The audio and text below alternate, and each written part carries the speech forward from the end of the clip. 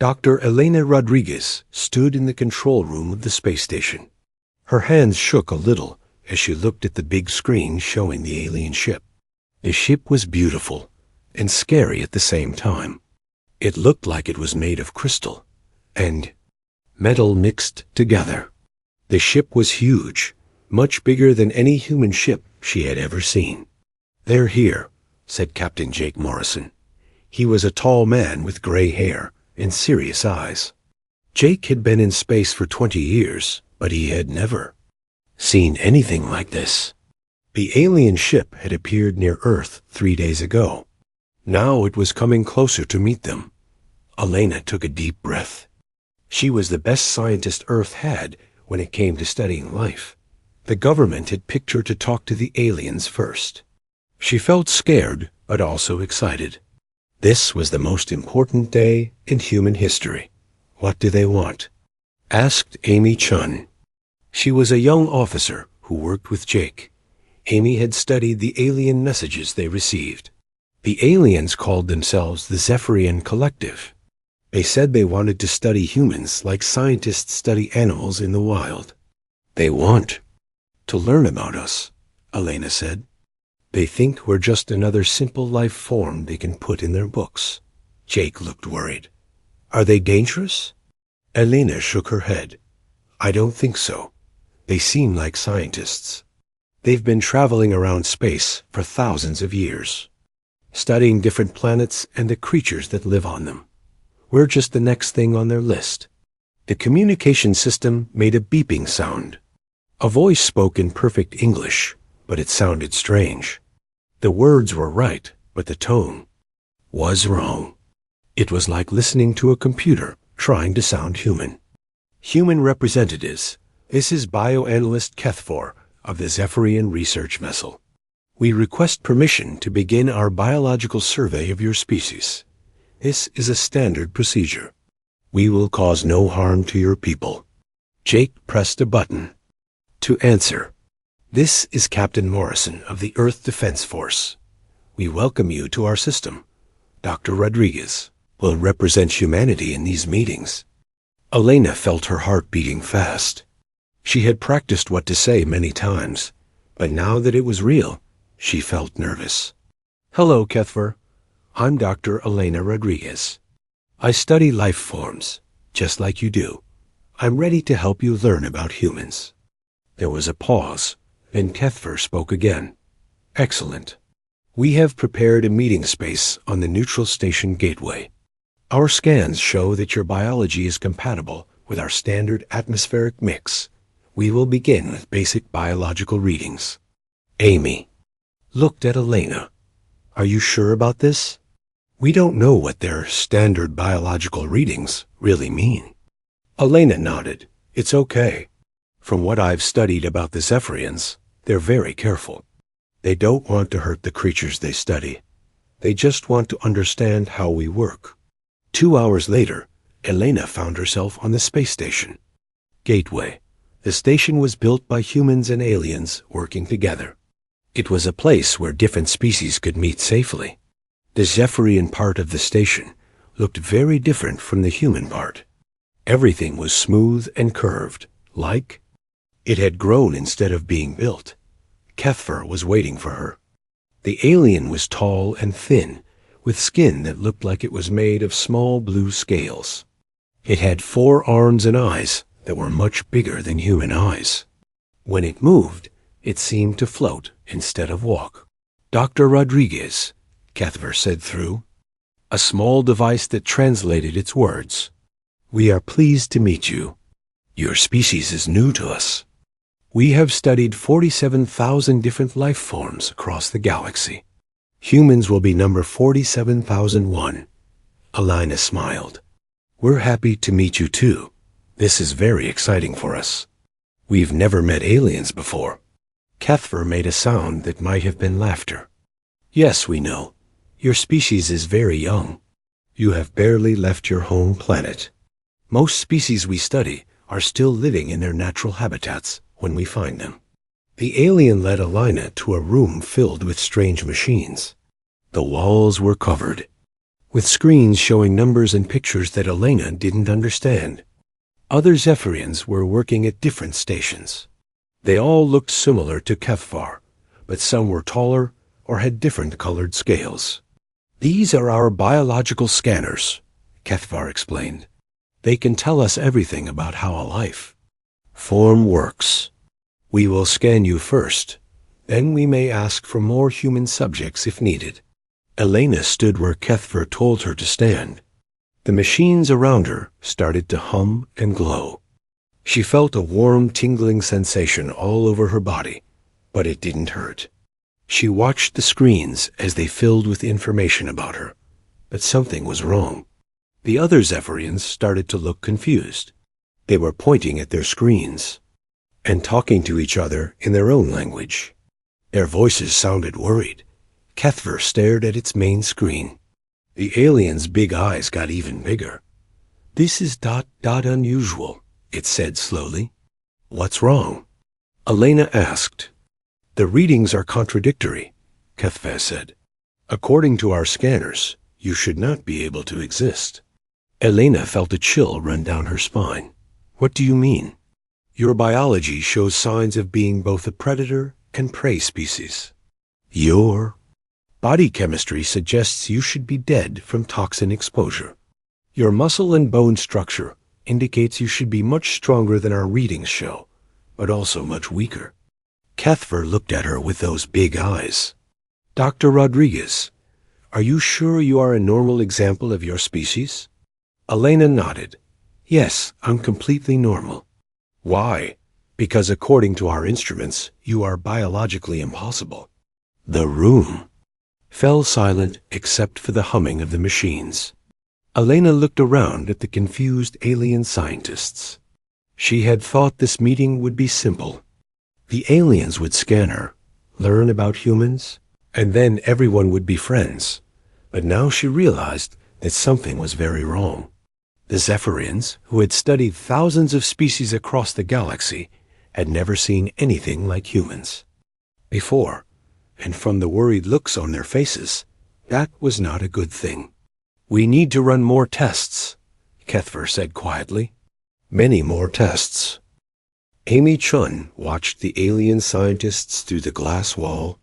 It had been 3 days since Dr. Rodriguez first met with the Zephyrians. What started as a simple meeting had turned into something much bigger.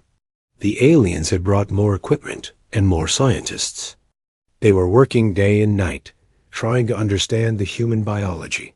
"They look worried," Amy said to Commander Ben Taylor. Ben was in charge of security for the human team.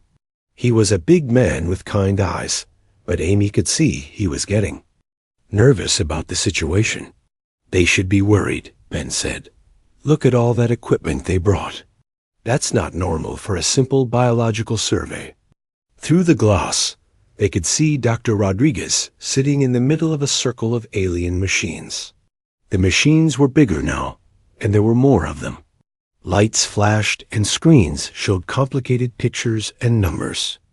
The Zephyrian scientists moved around the equipment like they were dancing, but their movements seemed frantic.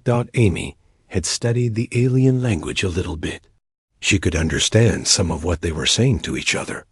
The words she heard made her worried. They kept using words that meant impossible and dangerous and unknown. "Dr. Rodriguez seems okay," Ben said. "But I don't like how the aliens are acting." Amy nodded. "They're scared. I can tell by the way they move.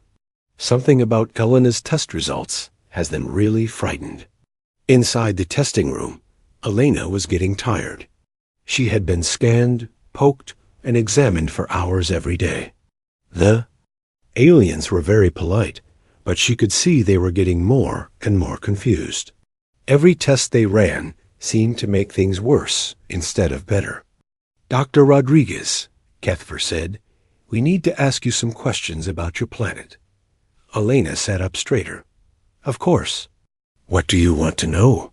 "Your blood shows traces of heavy metals that should kill you. Your body has chemicals that are poisonous to most life forms, yet you appear to be healthy. How is this possible?" Elena thought about it. Well, Earth has a lot of different environments. Humans live all over the planet. We eat different foods, breathe different air, drink different water. I guess our bodies learn to handle all kinds of things. The alien scientists looked at each other. One of them, a female named Cithara, spoke up. Dr. Rodriguez, we have studied life forms from 47,000 different worlds. No species can survive the variety of toxins we found in your blood. But I feel fine, Elena said. I've never been sick from any of those things. That is what frightens us, Cithara said quietly. Elena didn't understand. Why does that frighten you? Because it means your species has adapted to survive in conditions that would kill everything else we have ever studied. Elena laughed. But Earth isn't that dangerous. It's actually a pretty nice place to live. The silence in the room was so complete that Elena could hear her own heartbeat. All the Zephyrian scientists were staring at her. Dr. Rodriguez, Cuthbert said very slowly, your planet has ice ages, volcanic eruptions, massive storms, earthquakes, floods, droughts, and deadly radiation from your sun. The temperature changes by 100 degrees in different places. The air composition changes depending on altitude. Your oceans are full of salt that would dehydrate most species. Yes, Elena said. So? So most species would consider your planet uninhabitable. Yet you call it nice. Elena was starting to understand why the aliens were worried. Oh, I see. Your worlds are different? Cithara answered. My home world has had the same temperature for the last 1,000,000 years. The air composition never changes. We have no natural disasters, no dangerous weather, no toxic materials in our environment. That sounds boring, Elena said without thinking. The aliens all moved backward a step. Boring? Cuthbert repeated. Dr. Rodriguez, stability is what allows life to evolve safely. Change is dangerous. Change kills species. But change makes us stronger, Elena said. Humans have lived through ice ages, volcanic winters, plagues, famines, and all sorts of disasters. Each time, we got better at surviving. That is not how evolution works, Cithara said. Species that face constant change become extinct. Only species in stable environments can develop advanced civilization. Elena shook her head. I don't think that's right. Humans became smart because we had to adapt to so many different challenges. We learned to make tools because we needed them to survive.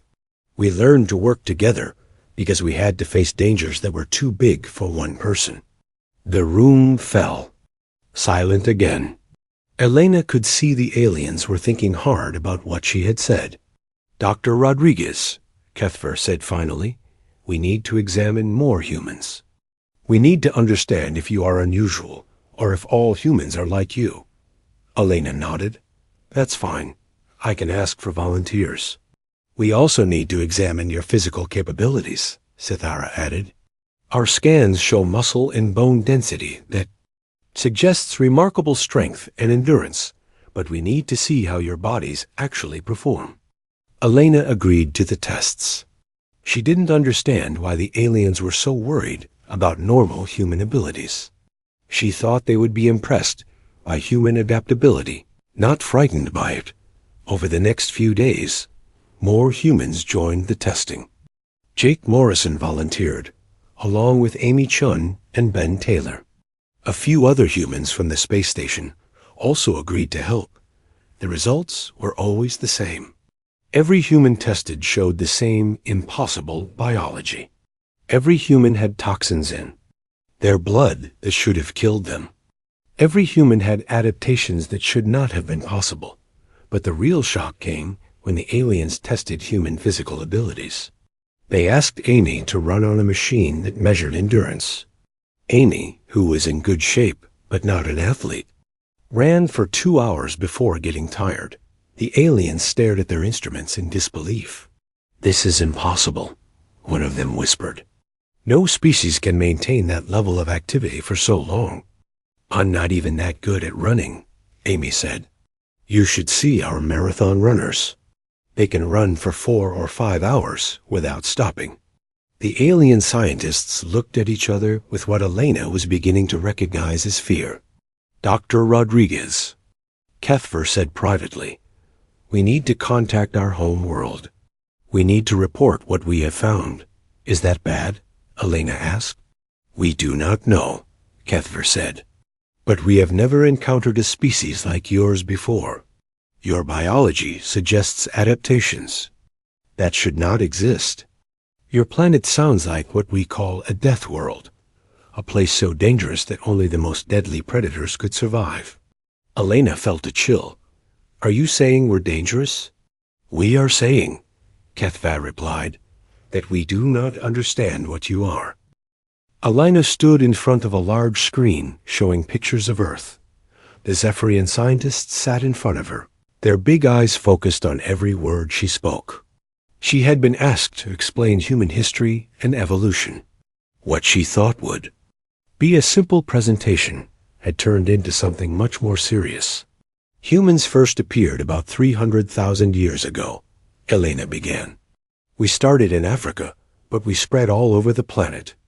We learned to live in deserts, forests, mountains, islands, and even cold places covered in ice. Cuthbert raised one of its 4 arms. Dr. Rodriguez, most species evolve to fit one specific environment. How did humans adapt to so many different places? Elena smiled. We're really good at adapting. When the environment changed, we changed with it. When it got cold, we learned to make fire and clothing. When it got hot, we learned to find water and shade. When food was hard to find, we learned to eat new things. The aliens looked at each other nervously. Sithara spoke up. Dr. Rodriguez, adaptation takes thousands of generations. Species cannot change quickly enough to survive rapid environmental changes. But humans did, Elena said. We survived ice, ages that lasted thousands of years. We survived volcanic eruptions that blocked out the sun. We survived droughts and floods and earthquakes. Each time, some humans died, but some lived. The ones who lived passed on their survival skills to their children. That is not possible, said another alien scientist named Morphic. Our models show that species facing such changes become extinct. The rate of change you describe would kill any life form. Elena pulled up a picture of early humans. These are our ancestors from 50,000 years ago. They looked almost exactly like us, but they lived in a world full of giant predators. Saber-toothed cats, giant bears, wolves the size of horses. Our ancestors survived by being smarter and working together. How did they fight such predators? Cuthbert asked. They didn't fight them directly, Elena explained. They used tools. Spears, traps, fire. They hunted in groups. They shared knowledge. And they could run for very long distances without stopping. Run? Sithara asked. You mean flee? Sometimes. But mostly, they used running to hunt. They would chase animals until the animals got too tired to run anymore. Then they would kill them with spears. The room went completely silent.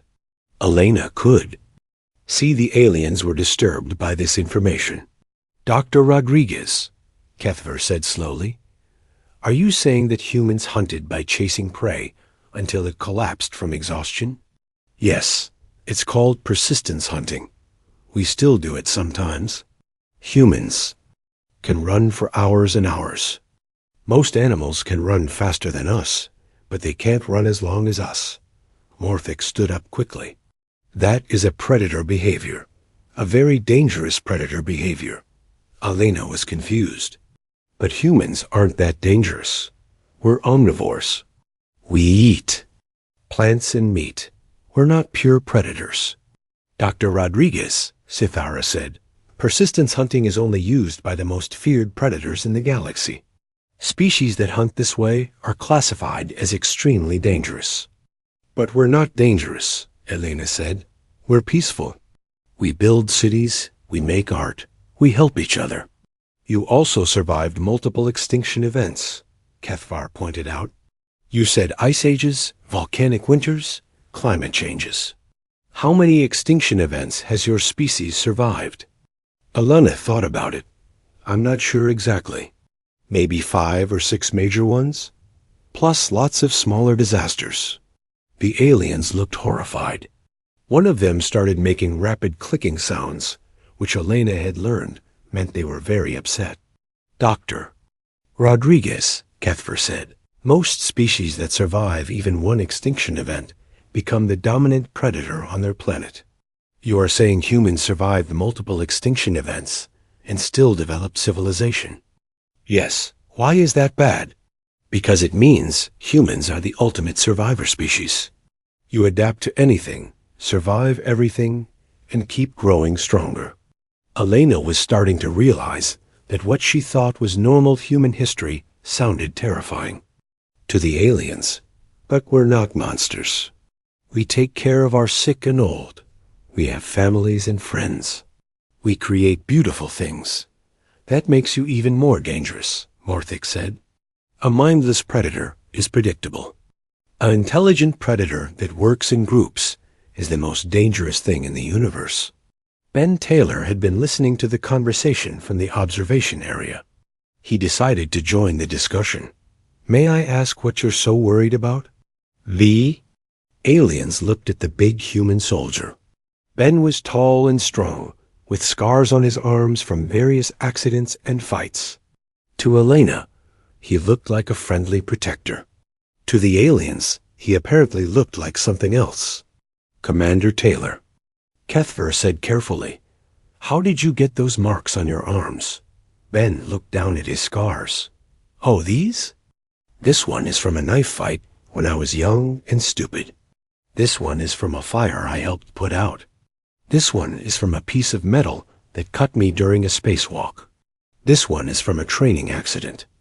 And you survived all of these injuries?" Sifara asked. "Sure. They hurt, but they healed up fine." The aliens made more clicking sounds. "Commander Taylor," Kethvar said, "show us your hands." Ben held out his hands.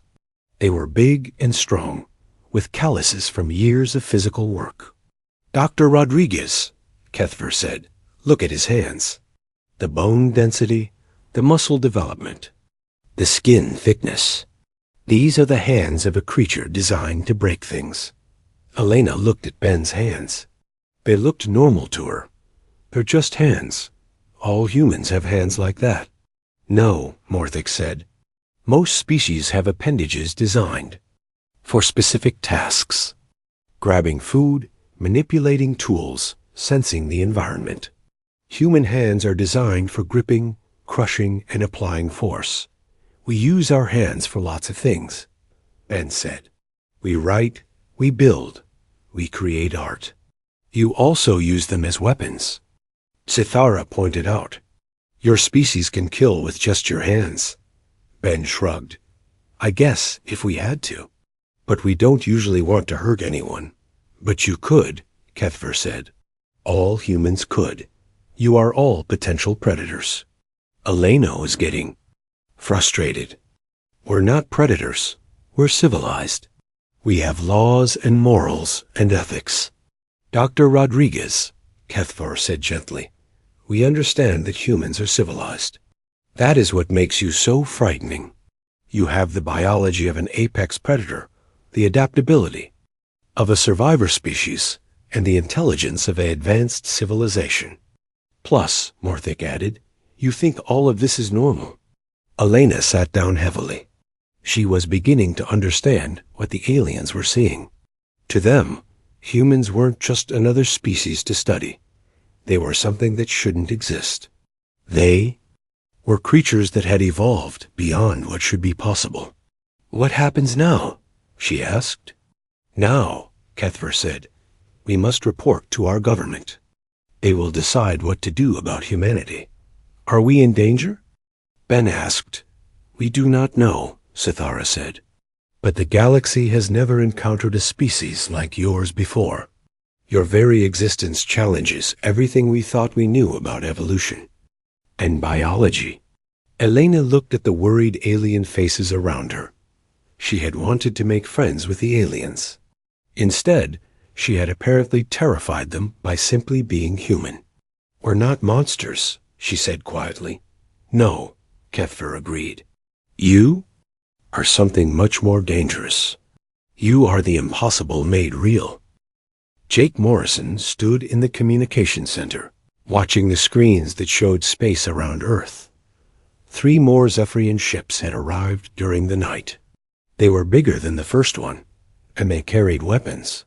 Jake had been a soldier for most of his life, and he knew military vessels when he saw them. "Captain," Amy Chun said, "we're getting reports from Earth. The Zephyrian fleet is spreading out around our solar system. They're not just here to study us anymore." Jake nodded grimly. "I know. The question is, what do they want?" The answer came an hour later when Kethvar requested an emergency meeting with the human representatives. When Jake and the others arrived at the meeting room, they found the alien scientist looking very different. Kethvar moved nervously and kept looking at the humans as if they might attack at any moment. "Dr. Rodriguez," Kethvar said, "we need to discuss human nutrition and dietary requirements." Elena looked confused. "Okay, what do you want to know?" "What do humans eat?" "We eat lots of different things. Plants, meat, fish, dairy products, grains, fruits, vegetables. We're omnivores, so we can eat almost anything organic." The other Zephyrian scientists in the room made those clicking sounds that meant they were upset. "Dr. Rodriguez," Cythera said, "please be more specific. What percentage of your diet is meat?" Elena thought about it. "It depends on the person and where they live. Some humans don't eat meat at all. Others eat meat every day. I guess on average, maybe 30% of what humans eat comes from animals. And the rest? Plants. Grains, fruits, vegetables, nuts, seeds. We can digest almost any plant material." "Including poisonous plants?" Morthic asked. Elena looked surprised. "Well, we don't usually eat poisonous plants. But humans can eat things that are toxic to other species, like chocolate, caffeine, alcohol, spicy foods." "Chocolate is toxic?" Ben asked. "To most animals, yes," Elena said. "Dogs and cats can die from eating chocolate. But humans love it." The aliens made more clicking sounds. "Dr. Rodriguez," Kethver said, "you mentioned alcohol. Humans drink alcohol regularly?" "Many humans do. It's a social thing. We have parties and celebrations where we drink alcohol." "Alcohol is a poison," Cythera said. "It damages the liver and brain. It impairs judgment and motor functions." "Yes," Elena said, "but human bodies can process it. Our livers break it down. We get drunk for a few hours, then we recover." "Most species would die from alcohol poisoning," Morthic said. "The fact that humans drink it for fun suggests an incredible tolerance for toxins." Amy had been listening to the conversation. She decided to ask a question. "What do your species eat?" "Zephyrians consume a carefully balanced mixture of nutrients," Kethver explained. "The same meal every day. Any variation could make us sick or kill us." "That sounds boring," Amy said. "It is safe," Kethver replied. "Food is fuel. It should be predictable and harmless." "But human food is so much more interesting," Elena said. "We have thousands of different dishes. We combine flavors and textures. We use spices and herbs. Cooking is an art form for us." "You use spices?" Cythera asked. "Of course. Pepper, chili, garlic, onions, herbs. They make food taste better." "Those are all chemical irritants," Morthic said. "Pepper is designed to cause pain. Chili contains capsaicin, which is a natural pesticide. Garlic and onions contain compounds that are toxic to most life forms." "But they taste good," Elena sighed. Humans like spicy food. The more it burns, the more we enjoy it. The room fell silent. The aliens stared at the humans with what Elena was learning to recognize as fear. Dr. Rodriguez, Kethver said slowly, humans deliberately consume chemical irritants and toxins because you enjoy the sensation of pain? Well, when you put it that way, it sounds bad, Elena said, but it's not really pain. It's more like excitement. The burn from spicy food releases endorphins, which make us feel good. Your species has evolved to enjoy consuming poisons, Sithara said. This is not normal behavior. Ben decided to join the conversation. What about your species? Don't you have any foods you enjoy? We eat what we need to survive, Kethver sighed. Enjoyment is not relevant to nutrition. But don't you have any foods that taste good? Amy asked. Good taste usually indicates that something is safe to eat, Morthic explained. Bad taste warns us that something is dangerous. The fact that humans enjoy the taste of toxins suggests that your taste receptors have evolved to find danger appealing. Elena was starting to understand the aliens' concern. I think I see the problem. You're looking at human behavior from your perspective. For you, safety is the most important thing. For humans, variety and experience are important too.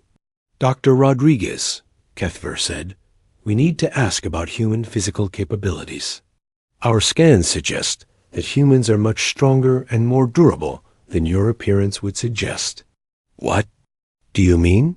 Elena asked. Your bone density is 3 times higher than it should be for your size. Your muscle fibers are wound more tightly than any species we have studied. Your skin is thicker and more resistant to damage than most natural armor. We're not that tough, Ben said. Humans get hurt all the time. But you heal, Sithara pointed out. Show us your scars, Commander Taylor. Ben rolled up his sleeves and showed the aliens his various scars. This one is from a knife. This one is from a fire. This one is from an accident with some machinery. And you continued to function with these injuries? Morthic asked. Well, yeah. They hurt, but I had to keep working. The aliens made more. Clicking sounds.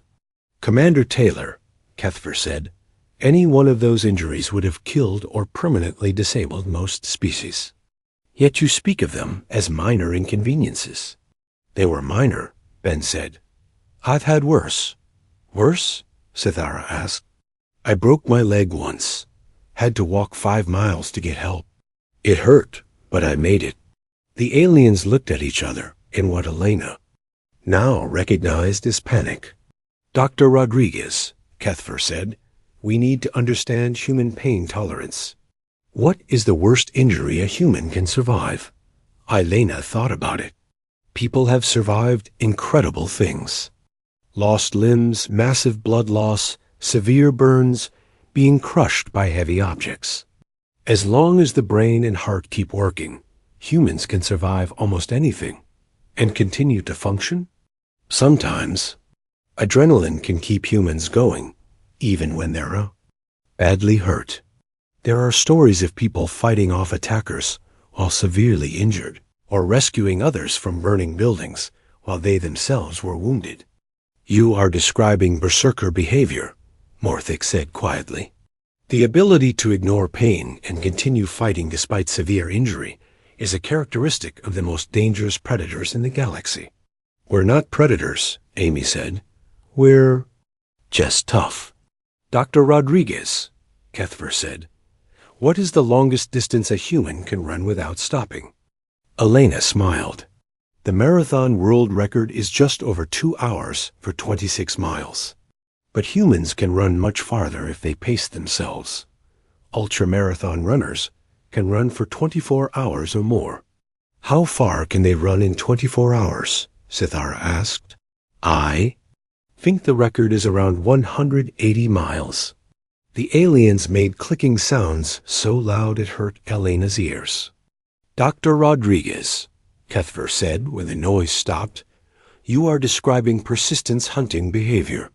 The ability to pursue prey for hours or days until it collapses from exhaustion. This is the hunting method used by the most feared predators in the galaxy. But we don't hunt people, Elena said. We use that endurance for sports and competitions.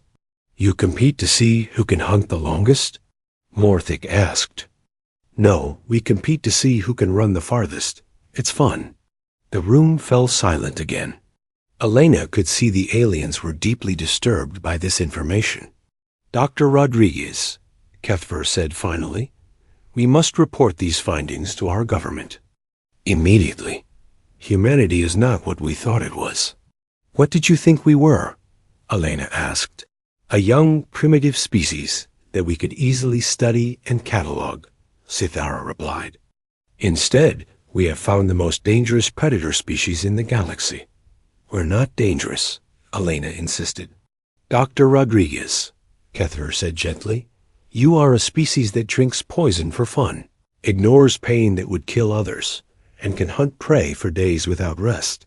You have survived multiple extinction events and spread across a planet that would kill most species. And you think all of this is normal, Morthic added.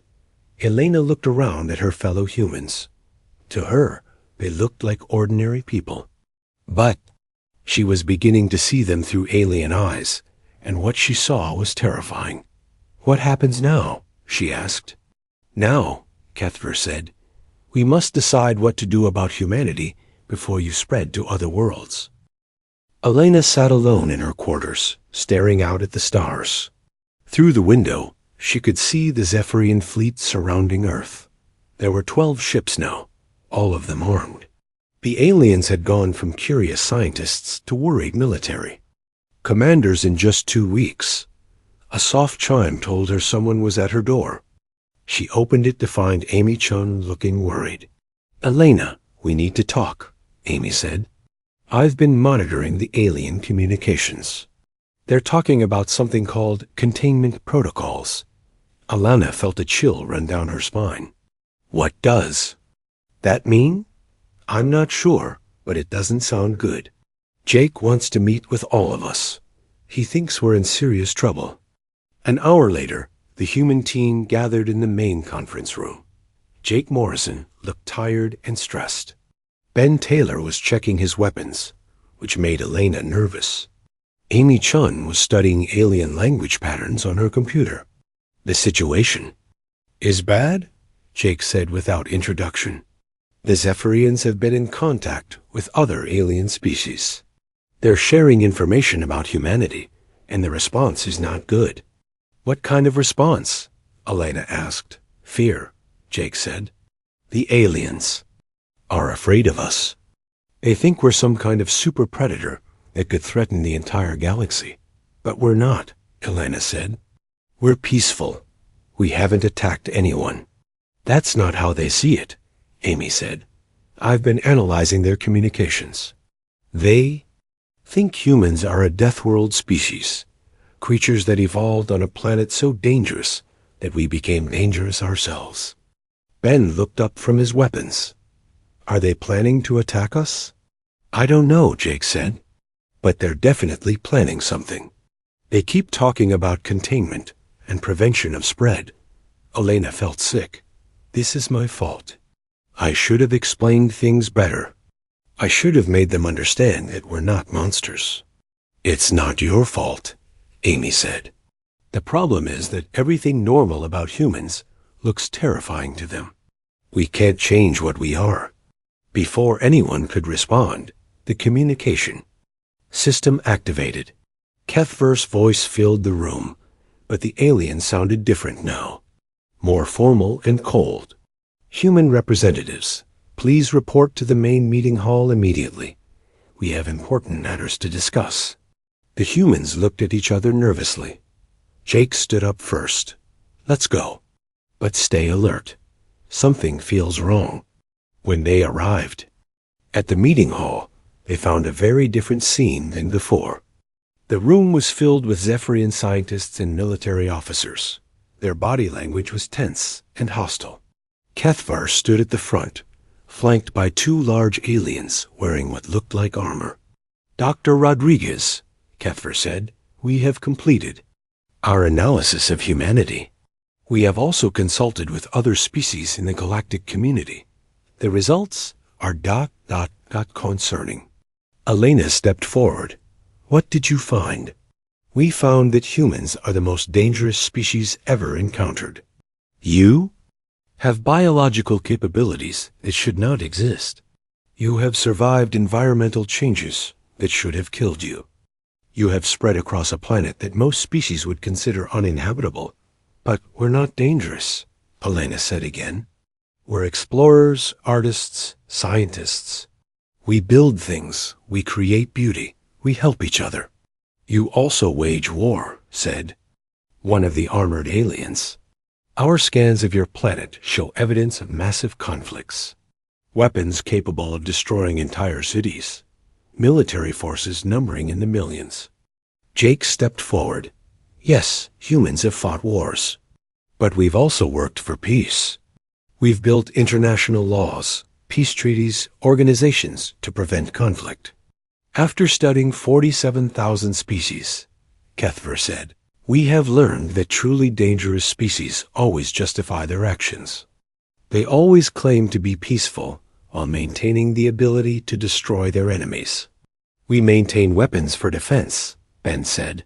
Every species needs to protect itself. Most species do not need protection, Sithara said. Most species live in stable environments with stable societies. Conflict is rare because resources are abundant and change is minimal. Amy frowned. What about natural disasters? Asteroid impacts? Climate change? Such events are extremely rare on most worlds. Morthic explained. Most planets in the galaxy are stable. The kind of constant change and disaster that shaped humanity is almost unknown elsewhere. Elena felt a growing sense of dread. Are you saying Earth is unusual? Dr. Rodriguez, Kethver said, your planet is what we classify as a Class 12 death world. It is one of the most hostile environments for life that we have ever studied. The fact that not only did life survive there, but intelligent life evolved and thrived is terrifying to us. But it's our home, Elena said. It's all we've ever known. That is precisely the problem, Kethver said. You consider a death world to be normal. You have no concept of how dangerous your environment truly is, because you evolved to thrive in it. Jake tried to stay calm. What does this mean for humanity? It means, said the armored alien, that you are too dangerous to be allowed to. Spread to other worlds. The room fell silent. Elena could hear her own heart beating. What are you saying? Amy asked quietly. We are saying that humanity must be contained, Kethver said, for the safety of all other species in the galaxy. Contained how? Ben asked, his hand moving toward his weapon. You will remain on your planet. You will not be allowed to develop interstellar travel. You will not be allowed to colonize other worlds. Elena felt anger rising in her chest. You can't do that. We have the right to explore, to grow, to expand. Dr. Rodriguez, Sithara said, imagine if your species encountered a world full of gentle, peaceful creatures who had never known violence or disaster. What would happen to them? Elena started to answer, then stopped. She realized she knew exactly what would happen. Humans would try to be peaceful, but they would also compete for resources. They would build settlements, change the environment, introduce new diseases and plants and animals. Even without meaning to, humans would probably destroy the native species. You see, Kethver said gently, you are not evil, but you are dangerous. Your very existence would change any world you visited. Other species would not be able to compete with you. So what? Ben said angrily. That's how evolution works. The strongest survive. Commander Taylor, Morthic said, that is exactly why you are dangerous. You think competition and conflict are normal. You think the strong should dominate the weak. Most species in the galaxy do not think this way. Elena felt tears in her eyes. We're not monsters. We love, we care. We create beautiful things. We're more than just predators. We know, Kethver said sadly. That is what makes this so difficult. You are not evil. You are simply too dangerous to be allowed to roam free in the galaxy. Jake stepped forward. And if we refuse to be contained? A armored alien answered. Then we will be forced to take more direct action to protect the galaxy. You're talking about war, Jake said. We are talking about necessity, the alien replied. One species cannot be allowed to threaten all others. Elena looked around the room at the alien faces. She saw fear there, but also sadness. They didn't want to be humanity's enemies, but they were too afraid to be humanity's friends. There must be another way, she said desperately. Perhaps, Kethver said. We are willing to consider alternatives. But humanity must prove that it can be trusted. You must show that you can control your dangerous nature. How? Amy asked. Work with us, Sithara said. Share your knowledge. Help us understand how you survived what should have killed you. Teach us how to adapt and change without becoming destructive. Elena wiped her eyes. You want us to be teachers? We want you to be partners, Kethver said. But partners who are carefully monitored and controlled. That's not partnership, Ben said. That's imprisonment. It is survival, Morthic said. For all of us. Elena looked at her fellow humans. She could see the anger and frustration in their faces. But she could also see something else. Understanding. They were beginning to realize that humanity really was different from other species. Not better or worse, but different in ways that could be dangerous. What if we agreed to work with you? Elena asked. What if we shared our knowledge and helped you understand us? Would you consider lifting the restrictions? Eventually, Kethver said, if humanity proves that it can be trusted, if you show that you can control your dangerous instincts, if you demonstrate that you can coexist with other species without dominating them. And if we refuse? Jake asked. Then we will do what we must to protect the galaxy, the armored alien said. Elena took a deep breath. I need to discuss this with my government, but I think we might be willing to try, if it means avoiding war. Dr. Rodriguez, Kethver said, we hope that humanity will choose cooperation over conflict. We do not want to be your enemies. Neither. Do we? Elena said. We just want to be free. Freedom, Sithara said, is something that must be earned, especially by species as dangerous as humanity. Elena nodded slowly. She understood now why the aliens were afraid. Humans really were dangerous, not because they were evil, but because they were so good at surviving. They had evolved to thrive in conditions that would kill most other species. That made them incredibly adaptable and resilient, but it also made them a threat to anyone who couldn't compete with them. We'll try, she said finally. We'll try. To prove that we can be trusted. That is all we ask, Kethver said. The galaxy is vast enough for all of us, Boo.